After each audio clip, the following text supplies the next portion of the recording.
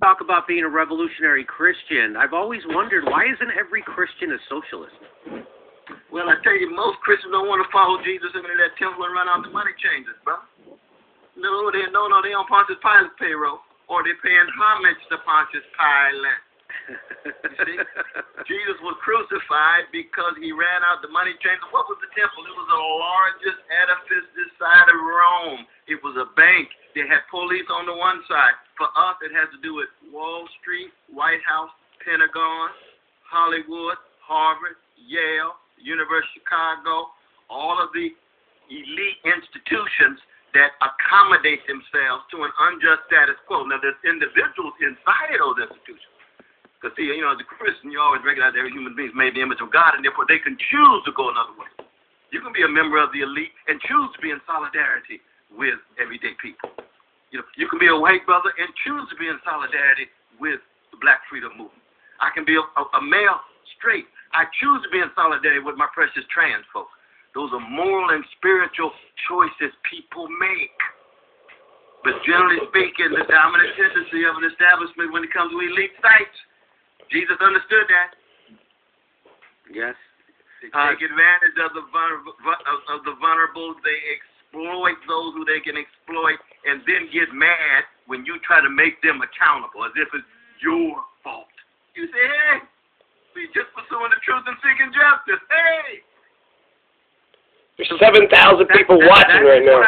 It's crazy. I never thought as a comedian, our whole thing is we've always ripped on politicians. They're like the punching bag, and first, all of a sudden right now, it's not allowed anymore. I'm getting all this hate and grief, not because I'm yelling at waitresses or bus drivers, but because I'm yelling at politicians, the most powerful people in the country, if not the world, in the middle of a crisis.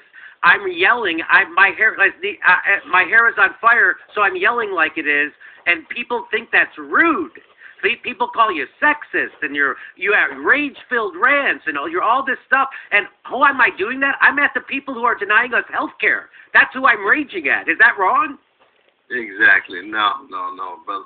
You remember that line 24a in Plato's Apology when Plato writes about Socrates. He says, parrhesia, P-A-R-R-E-H-E-S-I-A, fearless speech, frank speech, unintimidated speech, plain speech, in the face of the powerful. He says, that's the cause of my unpopularity. Now, of course, Socrates was convicted for death. Yeah. He condemned to death and drank the hemlock. But Aristophanes is one of the great, the creators of the comic genre, right? Always cutting against the grain. Like critiques of war, critiques of patriarchal power, critiques of economic elites. That's the role of free people who engage in fearless speech, and often it is the artist, and often it's the comic artist. It's just the fact of life. Jonathan Swift, Mark Twain. Look at Mark Twain's critique of imperialism. Look at Mark Twain's critique of capitalism. He was the greatest comic writer in the history of the American Empire, and we haven't got to Moms Mabley yet. Right. We haven't got to Moms Mabley yet. She was a great comic artist, and her critique was devastating. Even of the black bourgeoisie, Moms Mabley had a critique of, because she knew the black middle class could accommodate itself to establishment and not have the kind of compassion for poor black and poor working class as they moved into the upper echelons of the society. So it's just truth in general like that, brother. So how do you explain intellectuals and self-styled intellectuals who always talk about the working class and the poor, but who don't know how working people talk and what their daily struggles are or why they're angry? When will intellectuals stop talking about the working class in condescending ways that make leftist politics repulsive to them? Well, part of it is a complicated issue. The problem is the United States is such an anti-intellectual culture. And so to opt to be an intellectual means you're going to be full of a lot of anxieties and even self-doubts of how you fit in. And so the question becomes then, in order to deal with those anxieties, a lot of intellectuals create little silos that reinforce an elitism, that reinforce an arrogance and a haughtiness and a condescension toward ordinary people. But that's a sign of their insecurity. That's a sign of their own anxiety. Okay. You see what I mean? If you're secure about yourself, you don't need to go around putting other folk down. Right. You know what I mean? There's truth for white supremacists, there's truth for male supremacists, right? You and I know. You know, we tell the brothers, you don't need to put his sisters down if you're really secure about yourself. Give up your toxic masculinity if you're really secure about yourself. Well, so it is with intellectuals. Intellectuals create their little internal world to reinforce each other and therefore become tied into that context, and they'll become multi-contextual and connect with others and recognize, hey, there's a whole lot of wisdom outside of the academy. Yes. There's a whole lot of insight, a whole lot of courage. I've been blessed to teach in prisons for 37 years, so I'm reminded all the time. I moved from Harvard to the prisons. I'm dealing with some magnificent human beings in both contexts. But one context is tied to the establishment and its dominant orientation, and the other context is dealing with the massive suffering of poverty and decrepit schools and indecent housing and not enough jobs with a living wage and not enough access to health care, which ought to be a fundamental right. And I'm not talking about the lip service of neoliberal Democratic Party folks. All of them talking about health care as a right. Do they really mean it? That becomes a challenge. But I'm trying to generate a little bit of sympathy for the intellectuals, because you see, in America, Americans love intelligence because it generates big cash. But we don't like intellect because intellect raises questions about the basic assumptions of a system. It doesn't just try to fit in the system. Intelligence is tied to success, making it in the system. Intellect, sitting back, raises issues about the system and says, wait a minute, there's an injustice here. There's a deep unfairness here.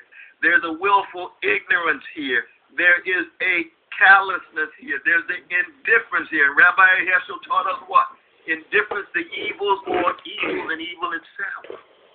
Because indifference to evil creates a whole way of being, a whole way of looking at the world, so you actually don't ever get a chance to see the degree to which you are accommodating to a status quo.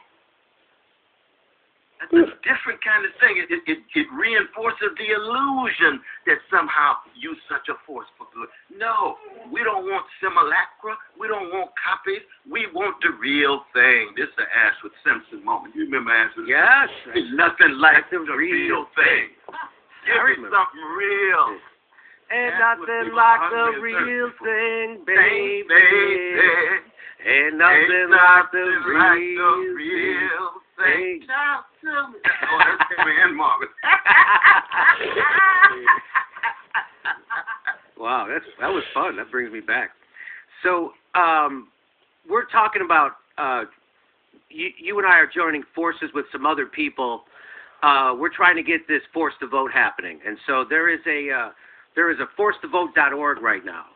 And so what's happening, and it's all brought to even more of a head today, because we found out today that Nancy Pelosi did another shifty move and screwed a progressive out of her seat on a committee, and that progressive was AOC. So Ooh, I didn't know that. Yeah, Tell me a little bit more about what happened, man. Yeah, so we're going to cover in a second, but she got shafted out of her committee, the E&C committee, and that Nancy Pelosi did her slate of candidates. She left one spot open for New York, and that was her signal to go. And so who got that? The Blue Dog Democrat got it. The one who threatened not to vote for her got it. What's her name? Rice? The person's name, Rice, who got it? Yes. So it's in my next. I have it loaded into the show coming up next. So she got shafted off that committee she was on. And so now before the argument was that we're trying to get committee seats. Well, now you don't even get them because you played nice, and the person who played hardball got your seat. So now there's no reason. So what we're proposing is that the progressives in Congress, there's now like real progressives, like members of the squad. There's like 7, 8 of them. That's all we need to stop Nancy Pelosi from becoming Speaker again. And so they should demand that Nancy Pelosi agree to a Medicare for All vote in the middle of a deadly pandemic before we give our vote to her. And if she doesn't do that, then someone else is going to become Speaker. That's how you play hardball. That's how the person who just got AOC's spot on that committee, that's how she did it. Kathleen Rice. So that's wow. Yeah, Kathleen Rice got her spot. So now, what we're telling people to do is go to forcetovote.org and sign our petition. And so the idea is very simple. The simple is they have the power to hold their vote for Nancy Pelosi as Speaker until she agrees to bring Medicare for all. Some people, there's a lot of things. People say it won't pass. I want to see people vote against health care in the middle of a deadly pandemic and a depression. I want to see Democrats do that because they're not going to do that. Me too. And if they do that, then we run on it in 2022, and then we get Medicare. 9,000 people are watching. Is that it's never the right time for a vote for Medicare for all, is it, Dr. West? Is there some magical time in the future? They don't know when it's coming, but it's never coming. It never is going to come. How it happens is you create space for it to happen by forcing politicians' hand. Isn't that what you do? Oh, that's how you put that pressure on, though, brother. We demand the right to vote, as Sister Marianne Williamson says, and absolutely right. That demanding that right means you're bringing tremendous power and pressure to bear to keep politicians accountable. But what happens is that you can imagine, you know, a number of our progressive brothers and sisters of all colors who are in the Democratic Party recognize that